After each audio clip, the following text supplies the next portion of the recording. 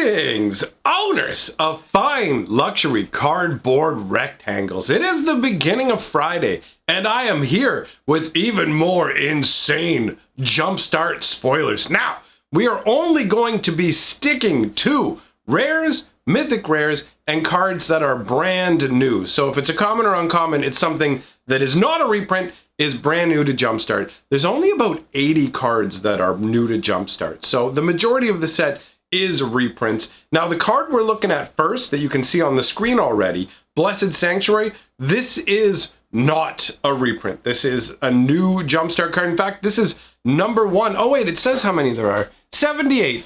There are 78 unique JumpStart cards. Now we're going to be talking about some crazy unicorn action and other stuff today. Blessed Sanctuary is 2 white and 3 for an enchantment that says prevent all non-combat damage that will be dealt to you and creatures you control. And the other ability is whenever a non-token creature enters the battlefield under your control, create a 2/2 white unicorn creature token.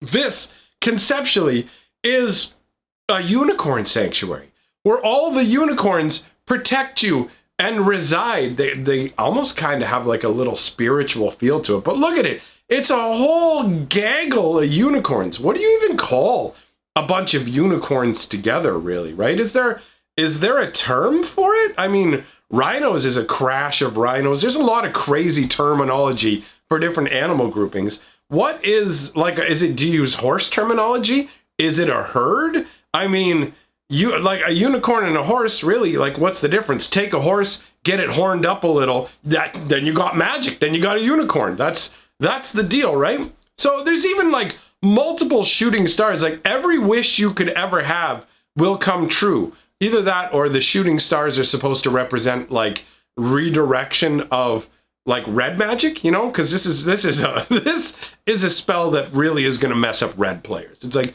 and all your burn turns off. Sure, it also affects fight spells for green and stuff like that. But overall, it's really just, this is a sit on the unicorn horn red style card. You get what I'm saying? This is really cool flavor. I really like the fact that the second ability is unicorn steeds. That's how I view it. Whenever a creature comes out, a unicorn comes up to be its steed. How awesome is that? You've got like an endless unicorn supply, and it stops all the burning magic. The artwork shows this huge array of unicorns in some like purple mystical kind of field. Like, is it always this time of day we're there? Is it like this sanctuary where it's forever twilight and crazy shooting stars fly through the, I don't know, man, this feels like a blacklight poster. I dig it. I dig it. Now we have a couple more unicorns to talk about. The next one is Bright Mare. 1 white and 2 for a 2/3. When Bright Mare enters the battlefield, tap up to 1 target creature. You gain life equal to that creature's power. A ray of hope in the darkest night. So, I mean, let's be real. This is an underwhelming card. This is the kind of card that is only really going to matter in a draft or, I guess more specifically, with JumpStart. When you're actually playing JumpStart the way it was designed to be played, this is going to be an alright card. But in normal conditions, unless you're a unicorn lover, this is an underwhelming card, which kind of does fall in with the unicorns that have been in Magic so far, because most unicorns in Magic are fairly underwhelming cards. Now, the underwhelming aspect does not extend to the artwork. Making this artwork like singular focus, the horn that's shining out, is amazing. The unicorn itself is kind of darkened and shadowy. This is happening like right, I suppose, as the sun is setting. So evening is settling upon the land, and even the little like outcropping that he's kind of walked up to stand there in that pose, it's amazing. Framing that horn in the halo of light, like that would be an incredible sight to behold. How far away could you be and still be able to see the glow of that horn? Like it literally says a ray of hope in the darkest night, and it feels that way with the artwork. I love the artwork on this. In fact, I wish it was on a stronger card, because this card is relegated to only be appreciated by unicorn lovers. This is not really going to make it into most Magic decks, right? Moving on, we've got a Unicorn Lord! 2 white and 2 for a 4/4 legendary unicorn. pay 3 mana, exile another target creature you control, then return it to the battlefield under its owner's control. Whenever another creature enters the battlefield under your control, you may pay a hybrid green-white.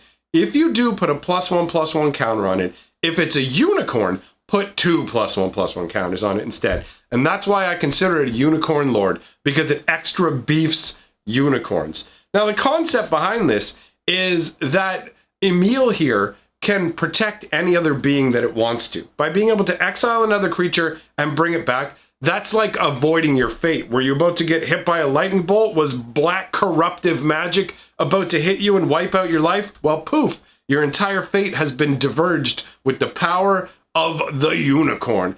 And the fact that it can bestow its blessings on every creature that shows up, it just makes me feel like anytime a new creature shows up or whatever, the unicorn charges up, lays its horn down, like kind of touches it somewhere, touches with the horn, and that infuses the creature with the blessing of the unicorn, thus making them stronger. If you were a regular 1/1 human, the blessing of the unicorn would make you 2/2, which would make you a huge cut above the rest of your fellow humans, right? Like, that's really, really cool. I like the fact that the two abilities work in tandem as well. Like, the unicorn can bless people who existed before he showed up as well by simply paying to remove them. When they come back, pay the additional mana, and there you go, you're boosting your guys.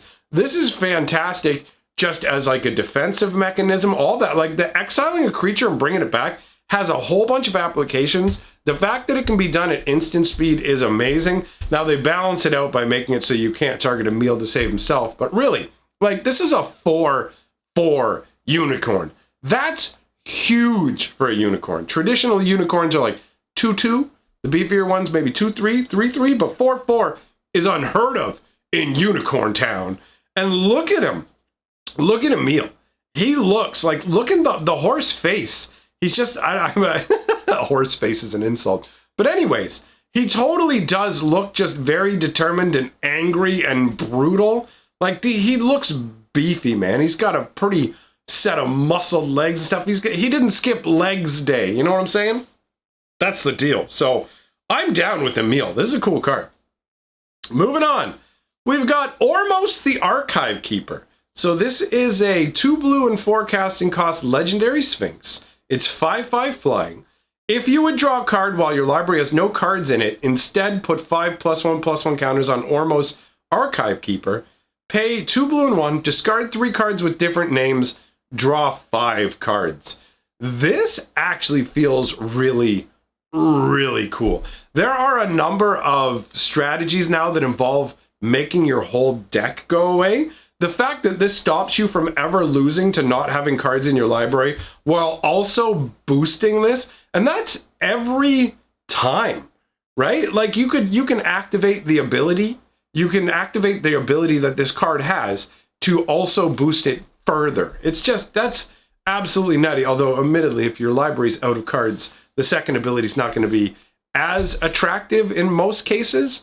But I mean, if you have the 3 cards to discard, you are going to put 25 counters on it. Because it's not if you would draw 1 or more cards while your library has no cards on it.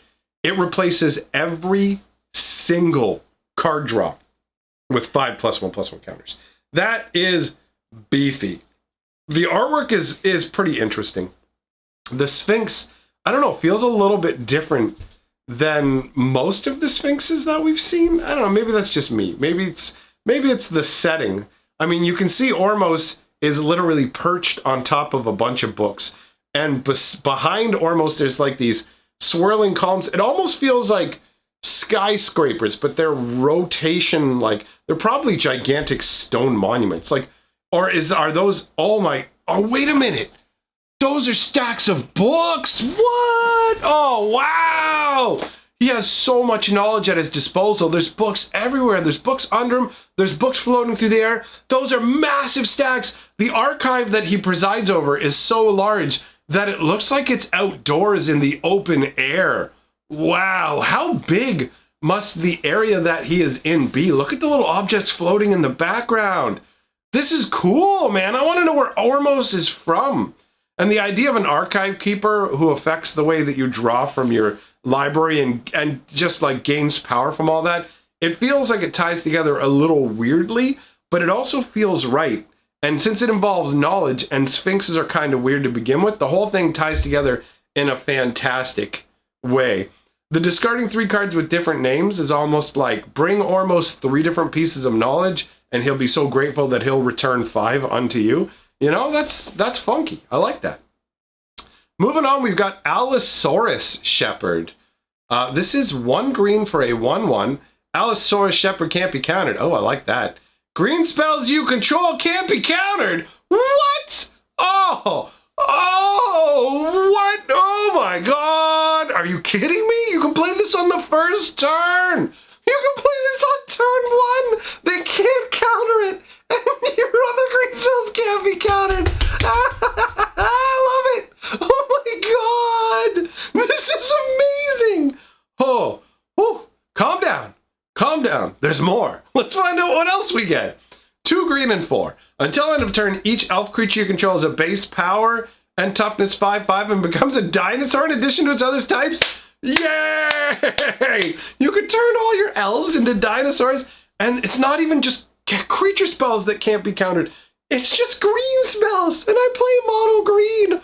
Oh, I'm in love. Not with that hairstyle. Let's be real. Let's be real. That hairstyle is stupid. This is like so, I don't know, man. Does that even look like an elf to you guys? I don't know, man. It doesn't feel like an elf.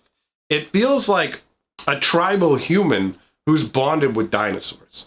That does not say elf to me. I don't know, who knows? Maybe if you got really close in. The problem with the spoilers is you can't get high-res versions of the artwork for new cards.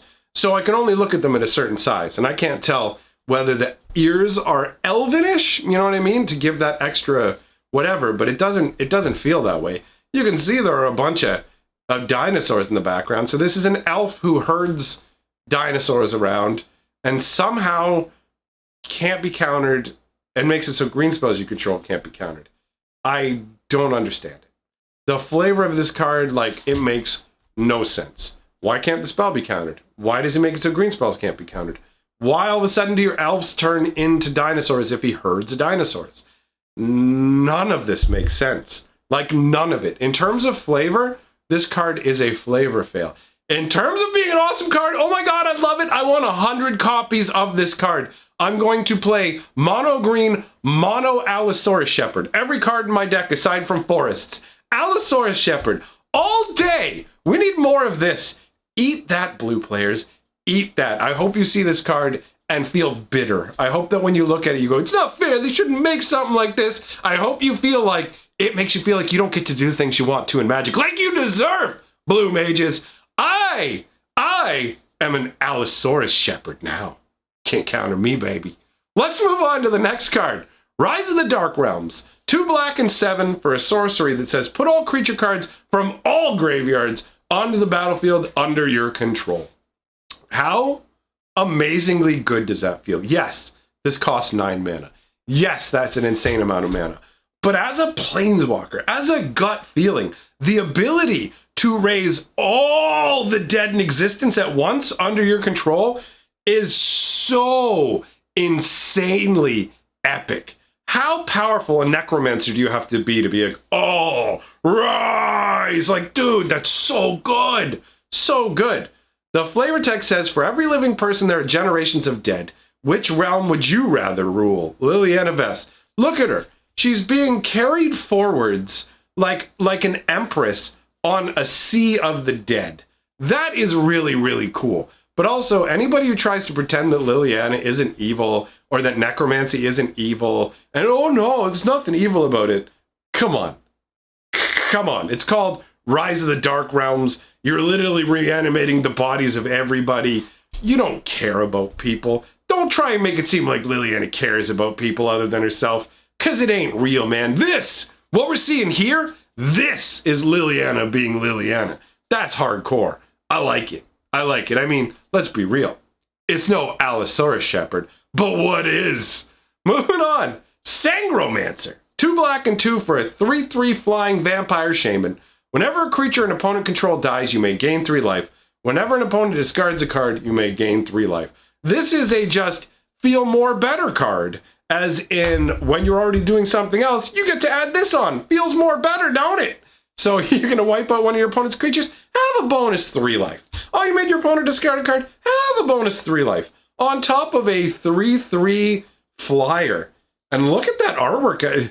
I didn't know Wizards would allow artwork like this out the door anymore, man. That's this is like Jerry Springer's Too Hot for TV right here, all right? Sangro Mage. Let's move on to something else before I say something untoward. Moving on, we've got Frag Tusk. 1 green and 4 for a 5/3 beast. When it enters the battlefield, you gain 5 life. When it leaves the battlefield, create a 3/3 green beast. Always carry 2 spears. Dude, I love this. I love cards that give you an extra benefit on top of them. So it coming into play and giving you 5 life is enough for me. The fact that it replaces itself to a degree when it leaves the battlefield and gives you a token feels great. The fact that if they bounce it back to your hand, you're going to get the token. It doesn't matter why it leaves the battlefield, you get that token. So for 5 mana, you get a 5/3, a 3/3, and 5 life, and that feels like a really good deal. The artwork's all right. You got a crazy, like, woolly, tusked beast kind of thing going, I'm going to get you, I'm going to get you. And then in the background, you got another one running up, which represents the 3/3 token. It's all right. It's a good card. It's a good card. I talked about it recently in a video. I remember that. Let's move on to some more beefy greenness. What do we got next? Walled Hydra. 2 green and 4. It's Star. It's got reach. Power and toughness are each equal to the number of lands you control. I like that. When it enters the battlefield, you may search your library for a land card, put it onto the battlefield tapped, then shuffle your library. All right. I'm going to be real, man. This doesn't feel mythic, does it? It feels, by today's standards, it feels more rare to me, you know? It's 6 to put out. It's as big as the number of lands you have out. You get another land. It's like a 6 mana for a 7/7 with reach that, yeah, it can grow larger, but it doesn't feel mythic level to me. Do you guys, let me know what you think. Does it feel mythic level to you guys? It does not feel mythic level to me. You can tell that this would be set on Innistrad, both by the name of Overworld and the crazy little cryptic fragments that are sticking up out of the ground, almost looking like razor beak birds all looking in the same direction, like, you know? So overall, I mean, yeah, it's a pretty nasty looking Hydra. It's got like, its heads are just open mouths. Like, you don't really see the eyes. They're just gigantic gaping maws with like inner rings of teeth and stuff. Pretty intense. Would not want to face this beast down at all. So it's all right, but it doesn't like, it's not mythic. It doesn't feel mythic. Let's move on to a Scarecrow. The Scarecrow specifically. 3 mana to put out. It's an artifact Scarecrow. Pay 1 mana, sacrifice a Scarecrow, draw a card. Pay 4 mana and tap it. Return target artifact creature card from your graveyard to the battlefield. Her poppets bring joy to the truly depraved. So, I mean, this is okay. It's a Scarecrow witch that feeds on other Scarecrows, but can also bring them back. So it plays with other Scarecrows like lives, like they're just toys, I guess, is the deal. Which, I mean, in some ways, I guess they really just kind of are. Because Scarecrows are artifact creatures. They're not real people, right? They're just constructs. Or with Magic's weird way of doing things, constructs of a construct. But either way, they're not like genuine living beings. It's interesting that the art choice for this was to keep the whole thing red. You know what I mean? Like, the crone itself is red with like flaming magic coming off the one hand. It's got a sword. The Scarecrow actually looks beefier than a 1/2, you know? It looks like, it honestly looks more like a 2/1 to me. You know, it looks fragile, like it doesn't have that much toughness, but it does look like it could deal some more damage. And that would be freaky to run into, because this isn't a living creature. This is, someone made this. This is an artifact creature that somebody created and turned loose on the world. How weird is that? Next up, Phyrexian Tower. That's right. Phyrexia has its own theme pack, and oh lordy, they did a Phyrexian Swamp. That'll probably get included in a video just because if they wanted to sell all of the booster packs, that's one decent way to do it. That land is nuts. Anyways, Phyrexian Tower. It's a legendary land that taps for a colorless mana, or tap it and sacrifice a creature to add to black. I remember when this card first came out, and it was like, meh, because people were more loath to sacrifice creatures for resources and didn't really see that, wow, accelerating yourself by like 1 mana even is a big deal. And that's what happens. You sack a creature, you're getting 2 mana out of 1 land. That is acceleration. The flavor text says Yawgmoth is dead and his citadels lie empty, but there will always be some who seek power at any price. So these are old towers that were erected when Yawgmoth still lived. Yawgmoth is like the biggest, baddest enemy in all of Magic the Gathering. And I mean, look at this artwork. Look at that tower. Phyrexia was a place of like living metal and flesh melded together. Just an abomination. And the Phyrexian Tower is just this big, like, jutting sort of, almost like a wound on the land that's hardened into a gross scab in the shape of a tower. The top of it almost looks like a mouth that's open like this with jagged teeth, and all the lands around it are all corrupted. There is not a single sign of life. The entire area is massive doom and gloom. This is not a fun place to visit. However, those who are hungry enough for power of the darkest sort will make their way here to lay claim to the power. I do dig that. I do dig that. It is interesting that they call the Phyrexian Tower a legendary land, but the flavor text says that the citadels lie empty. So there are multiple of these. So it can't really be a legendary land. That's a way to control the power. So it's interesting, like Phyrexian Tower, there are multiples of those, but it's a legendary land. And then the next land we're going to look at, Riptide Laboratory, there's multiple Riptide Laboratories, and it's not a legendary land. So, you know, it just goes to show that sometimes things are done differently. Riptide Laboratory. This is a land that taps to add a colorless or pay 1 blue and 1, return target wizard you control to its owner's hand. And the Riptide Laboratory was where the Riptide project was undertaken. And that was the plan to try and bring slivers back from extinction.